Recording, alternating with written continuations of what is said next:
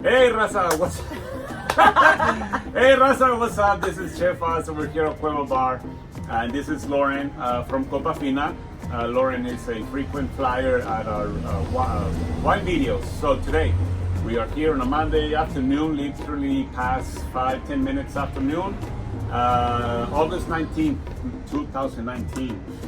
Direct from San Diego, California. So Lauren, she's got all the down low information on the wines. She's amazing with the knowledge and the palette that she shares with us, the wine buyers, eventually bringing the wine to you. Today looks like we're gonna go through 5 wines between Chile and Spain. Correct. And so pay attention, open your ears and open your mind. We're about to taste and talk about some wines from Spanish-speaking countries. So, you ready? All right, let's do it, Lauren. Let's do it. All right. What you got for me? We're starting in South America. I'm really excited about the lineup today because this is a whole lineup of varietals that you may not have heard of before. They're unique varietals from interesting, up-and-coming regions.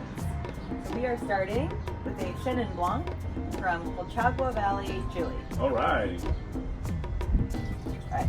Chenin Blanc to me has a really unique characteristic.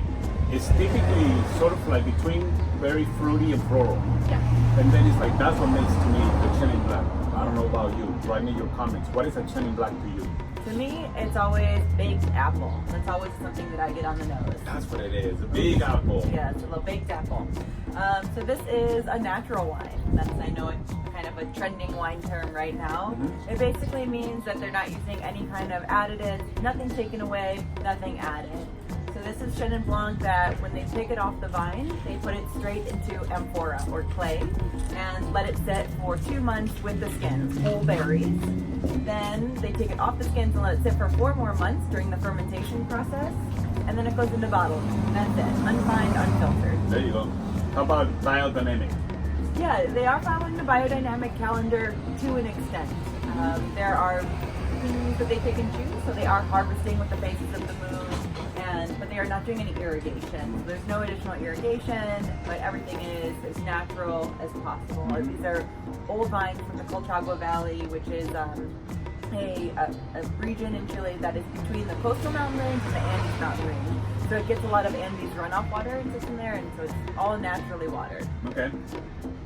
So, interesting fact about my tasting today is I've been on a 21-day non-drinking that I signed in with a couple of friends, well, a few friends actually. So this is a first to me. I usually, do my 5 S's with the wine, but I always end up, ingesting a little bit of it. Today I'm doing just pure, putting it back in the spitter. So when you're tasting wine, it's not like you go out around drinking all day. You're actually tasting just with your palate and then putting it back in the cup. I'm doing that 100% today. Even though, so you're like, what? Not drinking? Not drinking for 21 No days. drinking. Yeah, it's crazy. Yeah, it is. And the tasting is definitely different. I can tell it's a little bright, very crisp. Yeah. What the skin contact does is it adds a little additional texture in your mouth. Mm-hmm. So it's not just acidity. You actually get a weightiness, almost like the skin of an apple would. Yeah, that's true. Very nice. Thank you. So Chenin Blanc from Colchagua Valley in Chile. Okay. So Chile is not just about concha y toro. Chile is also about gloop. Gloop, you got it. Yeah.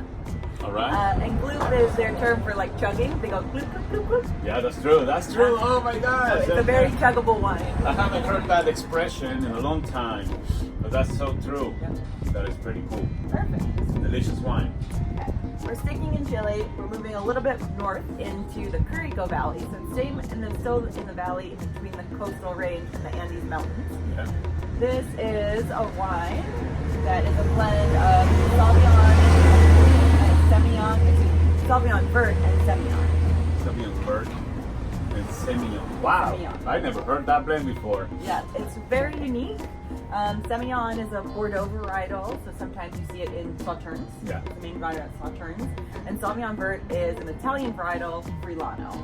So Chile has no law or regulation on what varietals they can produce. It's so fun. So they are able to just do anything, and they have so much influence from all over Europe, from all of the immigration that has happened. So, you know, Italian, Spanish, French, they all move down. I've seen Riesling from Chile, and they bring their favorite varietals with them. That's nice. Yeah.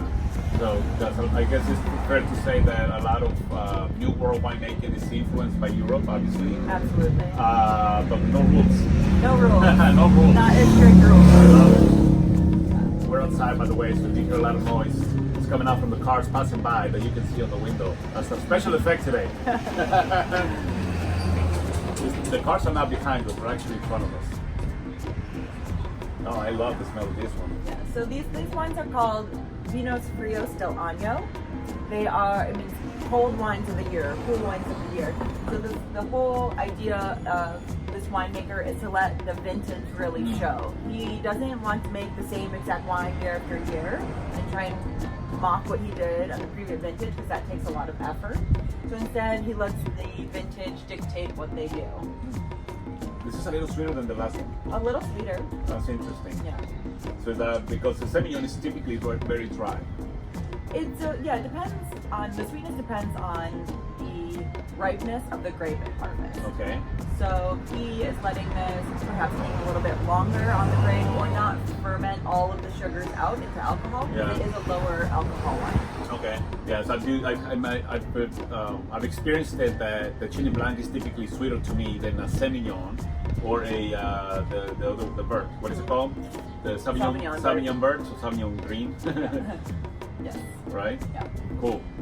But then that's what we talked about with skin contact. This one sees 6 months of skin contact when it's in the fermentation process. So even extended time to get that weediness and texture in the palate. Not a waste to make wine. So interesting. Somehow you manage to share a lot of new information. Every time I see Lauren, it's like, when is this gonna stop? You know, when am I gonna have the time to revise everything I've learned? And after almost 9 years of being open at Cueva, I still, you know, there's very few things that come like, oh yeah, I remember that before. But a lot of times it's a lot of new information about wine. It's so interesting. That's one of my favorite parts about wine is forever when you're in it, there's always something new to learn. Winemakers have their own personality, so every wine can be different, and it's interesting to see. There you go, another way to put it. Each winemaker has its own personality. Yeah, well, that says a lot, though. It's true. That says a lot. Yeah, they can do whatever they want. Yeah. So of course there are typical regions and styles, and you find it more typical in Europe, where the laws are really strict on oak aging, minimum yields. But in countries like Chile, where the laws are a lot looser, the winemakers' choices come more into play. Yeah, that's awesome. I love it. Yeah. Great. We're moving into Spain. So this is a really interesting varietal. It's called Garnacha Gris. Oh. And you see that a beautiful color. It's almost like a rosé. Almost like a rosé, but like a rosé. it's Wow. a gray grape. Yeah, see this. I don't know if we can see through the camera how a little bit of a pink hue. Oh, that's my hand. That's gonna make it pink for sure. So what do you call this again? Oh yeah. It's kind of like the color of my shirt. Almost, yeah. That's so funky. So yeah, Garnacha Gris, and this is actually it's like a mutation grape. So there is Garnacha Negre, so typical black Garnacha that you're used to seeing. There's Garnacha Blanca, which is seen a lot in the coastal regions of Spain. And then this is somehow a cross between the two. And the grapes actually look gray when you're growing them. They've kind of got this powdery texture on the outside of them. Yeah. And so this is made in the style of a white wine without skin contact. And get that little pink hue. I'm freaking out, guys, because no, seriously. Again, one of the first. I never had a Garnacha Gray. Yes. I've had Garnacha Blanc, Rosé, Negre, whatever. But the color of this and the name given to the grape is, my senses don't know what to do. Yeah. It smells, it smells like a cross between a Gris, a Pinot Gris, and a Rosé. Yeah. It's so funky. Yeah. So this is coming from a really mountainous region in Spain. We're way in the north central part, so we're in the foothills of the Pyrenees, called the Grinda mountain range. So when you get vines that are grown in high elevation, it's really good to retain acidity because of the temperature fluctuations between the night and day. I love this wine. I think this is gonna be as a preview. I just made up my mind. This is gonna be on our last summer wine tasting. This is gonna be a way great to close the summer. Well, even though it's San Diego's. Hey, what's up? How are you? Tasting wine, man. Another day. What was I saying? Yeah, so the summer is almost to completion in San Diego, and it might, it's gonna be nice weather, but officially summer. This is gonna be a great way to close, technically speaking, summertime in San Diego. Yeah, this is awesome. I love this wine. I want to drink it. It's so good. I want to drink it, but I can't. Not today. Your friends are watching. My friends are watching. They're making sure. He's cheating. Yeah, they're gonna be like, "What are you doing?" I'm just tasting, amigos. So in the sake of the name of the business, right? Or for the sake of the business. It's really good. Cool, great. I want to keep talking about it, but I know we gotta move through. Get some other wines to taste And here. we got work to do. Cool. Yeah, it's really fun wine. Very unique. Yeah, it's also a limited edition. They only need 3,000 bottles of it. Okay. All right, next. So, talking back, we're using the term natural again, going back to biodynamic. This is a winery that follows the full biodynamic calendar. He uses the cow horns on his property for all of his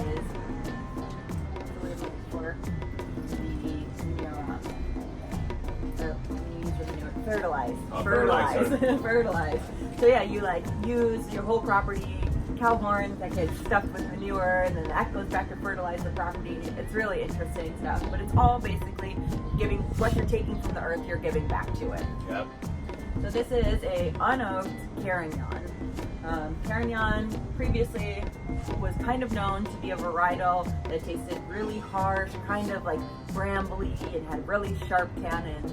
And this winemaker thought, if I do it in a more elegant style, what can I produce? So that's why you see the local folklore in Monsanto is there's this witch named Maria Gancha. Oh. And if you're a bad kid, Maria Gancha is going to come get you. Oh, shit. So he's seen as this old angry lady, kind of like what Carignan was thought to be. So he put Maria Gancha as a beautiful lady on the bottle, and it's to show that the witch can be beautiful and fresh. Nice. That's awesome. Amen. A lot of thought goes into labels too, for good wines, I think. Absolutely. Oh, I love this wine. And I love this wine because on the nose you kind of get this ripe cherry smell. It almost maybe smells like cranberry. It reminds me of Thanksgiving. So as you're getting into fall where it's still warm days but cooler nights, it's the perfect style red.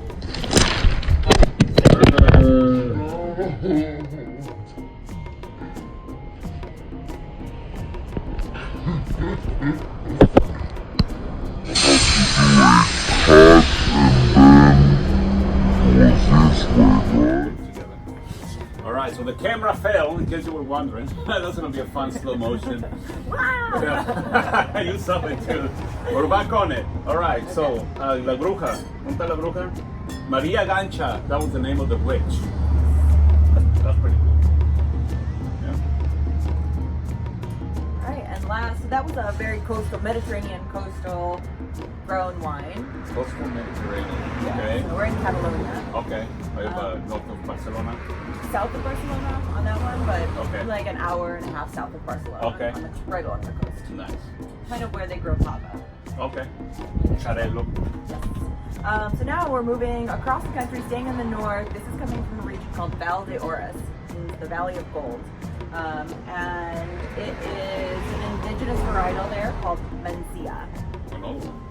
Yeah, yes. So this is a Mencia, right? That's a Carignan. Oh, Carignan. Yeah. Okay. Yes, this is Mencia. Got it. Yeah. This region is really beautiful. There's a river that cuts right through the center of it, and it's all grown along the river on the hillsides. And the soil type here is really unique. Some of the most beautiful I've ever seen. It's all black soil with like quartz, granite, really mineral driven. So that definitely comes through here in the wine. I smell the minerals. Smells like wet stone. Stones, yes. Shout out to Christian from Wet Stone. Speaking of Wet Stone, Hi, Christian. this wine smells like the name of your restaurant, man. I love him. So this wine also kind of has a little bit more of a fruit characteristic on the body. So minerals, red-driven fruits, lighter mouthfeel, a little lush. Not a heavy tannic wine. This goes great with everything pork. Everything pork? Everything pork.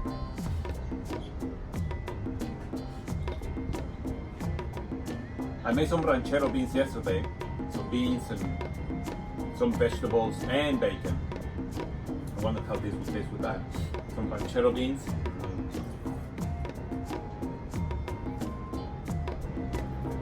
Now, Joaquin Rebolledo is the producer on that. They are they've been around since the 70s. And they're kind of champions for indigenous varietals for the region. In the 70s and 80s, when French varietals were getting more recognition, Chardonnay, Cabernet Sauv, Merlot, a lot of Spanish winemakers ended up ripping up their indigenous vineyards to catch on to this French trend. But now, and then Joaquin was like, no, I'm going to keep my vineyards. And so now that people are getting more familiar with wine, they're interested in local varietals instead. So he's a man before his time. This is really good. Those are Mencia. There's a French Mencia, right? Doesn't that come from French? What am I thinking about? Gamay. I'm thinking about Gamay. Oh yeah, Gamay. Yeah. Kind of similar in style and body. You kind of get that candied fruit aromas on those. Okay. I don't know why I was thinking about Gamay, but I've been thinking about Gamay for this one. That's why I didn't get the Carignan. Very cool. This is really tasty. Good stuff, right? And this one does not taste like a Carignan to me. Exactly for what you said. The Carignan is typically rougher, right? Yeah. And the Carignans from Chile that I've had, way different than this Carignan. This reminded me of a Mencia. Exactly. Right? And a typical Mencia, and this is not tasting a lot to me. Again, it's a first that I try a Mencia with this characteristic. But that comes from the winemakers themselves, right? Exactly. Winemaker choices all over this table. Yeah, winemaker choices, how they grow them, how they use the compost. Yeah. And then of course you put into play all the natural elements of the terroir and the wind, how close to coastal. Oh my gosh, this wine tasting is amazing. Yay. Yeah, seriously. A plus. A plus. A plus plus. The only bad thing is I can't drink it. Mondays are really good for wine tastings for me because I don't have to open for Cueva. We're closed on Mondays. But today is the exception. So anyway, this was pretty tasty.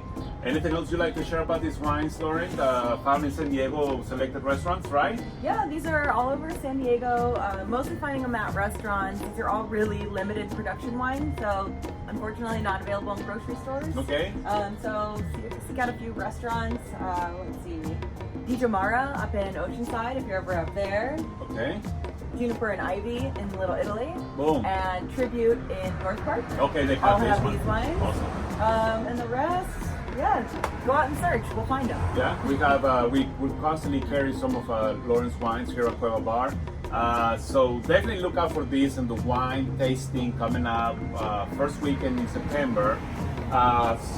One or two of these will definitely make it onto our list. So yeah, check out what was the name of the first restaurant? Di Giamara in Oceanside, yeah. Tribute in North Park, and Juniper and Ivy. Yeah, and Juniper and Ivy. There you go. Amazing wines. Go find them. They're delicious. They're really well made.